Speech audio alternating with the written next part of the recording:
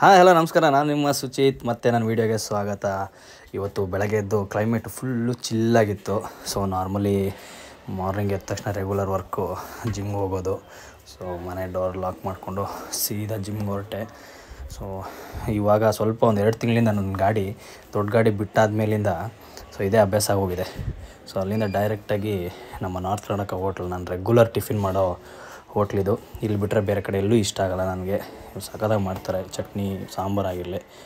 So ಡೈರೆಕ್ಟಾಗಿ ಒಂದು 3 ಇಡ್ಲಿ ತಿಂದ್ಕೊಂಡು ಪ್ರೀ ವರ್ಕೌಟ್ ಥರ ಸ್ಟ್ರೇಟಾಗಿ ಜಿಮ್ಮಿಗೆ ಬಂದೆ.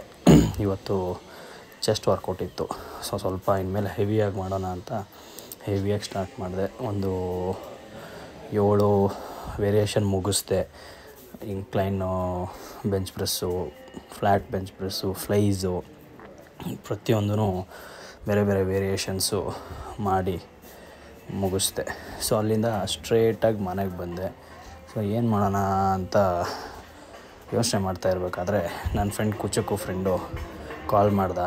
ಅವನಿಗೆ ಮೀಟ್ ಹಾಕಿ ಹೋಗೋಣ ಅಂತ ಅಲ್ಲಿಂದ ಸ್ಟ್ರೇಟಾಗಿ ಫ್ರೆಶ್ ಅಪ್ ಆಗಿ ಸ್ನಾನ ಮಾಡಿಕೊಂಡು ಸೀದಾ ನಾರ್ತ್ ಕರ್ನಾಟಕ ಹೋಟ್ಲಿಗೆ ಹೋಗಿ ಮಾಮೂಲಿ ರೊಟ್ಟಿ ಊಟನ ಮಾಡಿಕೊಂಡು ಅಲ್ಲಿಂದ ವಾಪಸ್ ಮನೆಗೆ ಬಂದು ಡ್ರೆಸ್ ಚೇಂಜ್ ಮಾಡಿಕೊಂಡು ಅಲ್ಲಿಂದ ಹೊರಟೆ. ಫುಲ್ ಫ್ರೆಶ್ ಆಗಿ ಕೆಳಗಡೆ ಬಂದು ನಿಂತಿದ್ದೀವಿ. ನೋಡಿದ್ರೆ ಸಡನ್ನಾಗಿ ಅಯ್ಯೋ ಹೆಲ್ಮೆಟೇ ತೊಗೊಂಡಿಲ್ಲ ಅಂತ ಮತ್ತೆ ಸೆಕೆಂಡ್ ಫ್ಲೋರ್ ಹತ್ಕೊಂಡು ಹೆಲ್ಮೆಟ್ ಎತ್ಕೊಂಡೆ ಅಲ್ಲಿಂದ ಹೊರಟೆ ಸ್ಟ್ರೇಟಾಗಿ ಕಾಮಾಕ್ಷಿ ಪಾಳ್ಯಗೆ. ನಮ್ಮ ಕುಚ್ಕೋ ಫ್ರೆಂಡ್ ಯಾರಂದರೆ ಇವಾಗ comedy Kiladi contestant. So almost 1 ತಿಂಗಳಾಯಿತು meet ಆಗಿರಲಿಲ್ಲ.